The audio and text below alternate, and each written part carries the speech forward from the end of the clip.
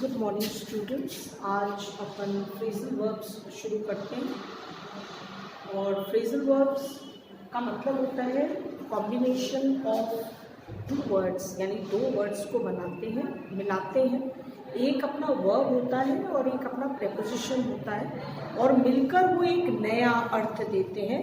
उनको हम phrasal verbs कहते हैं। फ्रेजल वर्ब्स हमने बहुत सारे पढ़े हैं। अब हम डेस्क वर्क में से इनके मैंने 14 लिखे हैं। मैं आपको समझाऊंगी कि इसके अंदर कौन सा फ्रेजल वर्ब आएगा।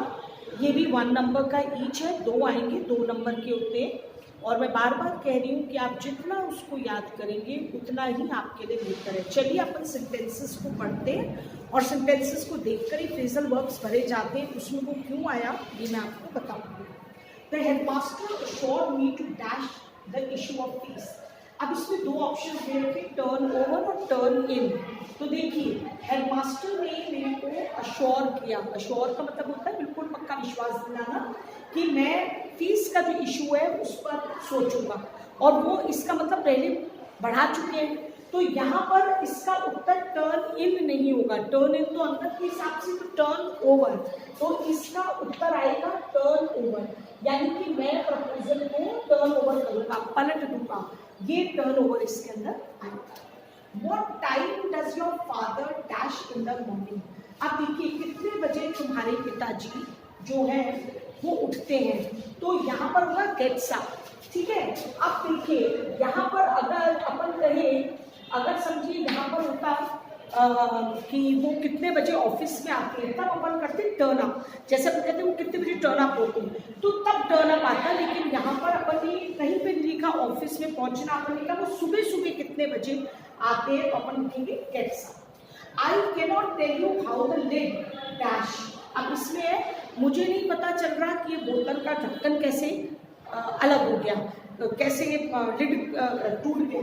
तो इसका उत्तर केम ऑफ या केम अबाउट। तो केम अबाउट तो इसमें होगा नहीं, केम ऑफ का मतलब होता है जैसे अलग, तो इसी का उत्तर होगा केम ऑफ, ठीक है।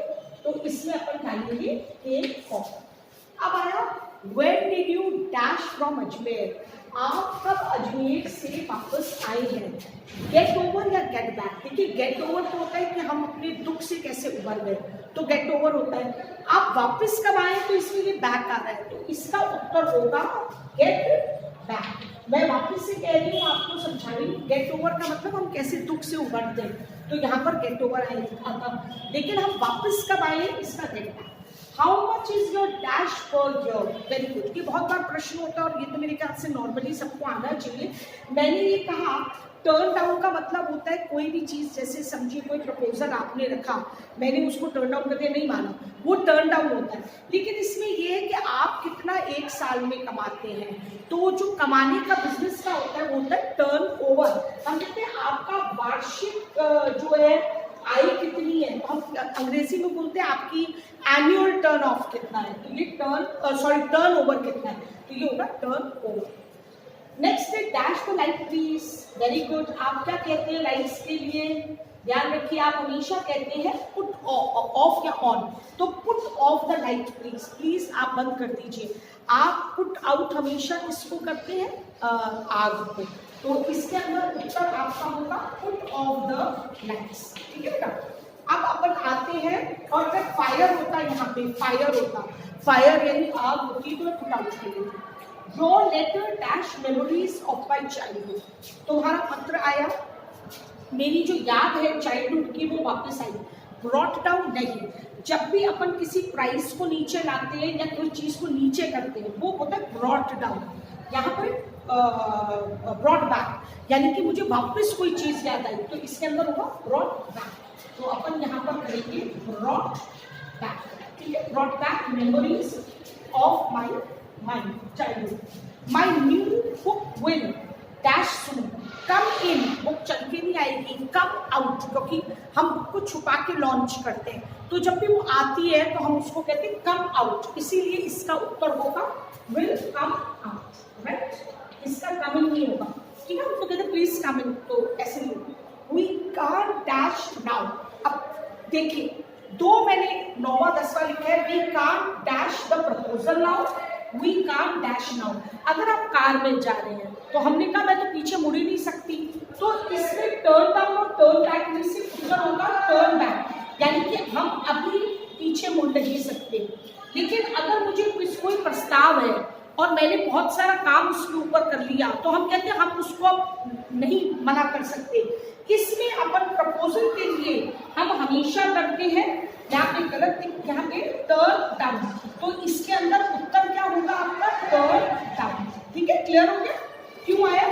On account of hard work he dash the examination. आप याद रखिए जब भी कोई एग्जामिनेशन की बात हो तो आपको थ्रू वाला ही चुनना है।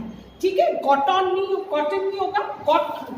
तो इसका उत्तर हमेशा आप पूरे उसको पास करते हैं, इसलिए इसका उत्तर हमेशा गॉट थ्रू ही होगा। No one can say what will dash tomorrow. कोई भी नहीं कह सकता कल क्या आ जाएगा हमारे सामने, स्प्रिंग अप होके क्या आ जाएगा। तो इसका हमेशा आ जाएगा के लिए हम टर्न ऑन नहीं करेंगे। टर्न ऑन तो हम उसको किसी भी जो है फैन वगैरह को या लाइट को ऑन करते हैं, हम कहेंगे व्हाट विल टर्न अप। ठीक है, इसमें होगा हमें नहीं पता व्हाट विल टर्न अप क्या होने वाला है हमारे लिए। How can you dash on such small salary. आप इतनी कम तनख्वाह पर कैसे चलते हैं? तो देखिए गेट डाउन तो नीचे है, गेट बाय यानी गेट बाय का मतलब इसके साथ, बाय का मतलब ही साथ होता है, तो अपन का उत्तर होगा गेट बाय। मैं जैसे बार बार आपको कह रही हूँ एक वर्ब है, इसमें एक प्रेपोजिशन है, तो ध्यान दें कि उसका भी अर्थ क्या है, दोनों जुड़ के अलग। Traders have agreed to dash the prices. जब भी हम प्राइसेस या कोई भी चीज को कम करते हैं तो हम डाउन करते हैं, तो ब्रिंग डाउन होगा कि जो ट्रेडर्स है, व्यापारी हैं, वो प्राइस को कम कर रहे हैं, सरकार पेट्रोल के प्राइसेस नीचे लाती है, तो हम हमेशा उसमें ब्रिंग डाउन का ही प्रयोग करते हैं। तो इसके अंदर आपका जो आएगा वो आएगा ब्रिंग डाउन। तो अब अपन ये 14 करें, मैं नेक्स्ट वाला भी फ्रेजल वर्ब्स का कर रही हूँ, प्लीज इसको लिख लीजिए, याद कर लीजिए, आपको स्वयं पता चल जाएगा कि हमने क्यों डाला है। ठीक है, और इसे कॉपी भी करें और याद भी करें। थैंक यू बेटा।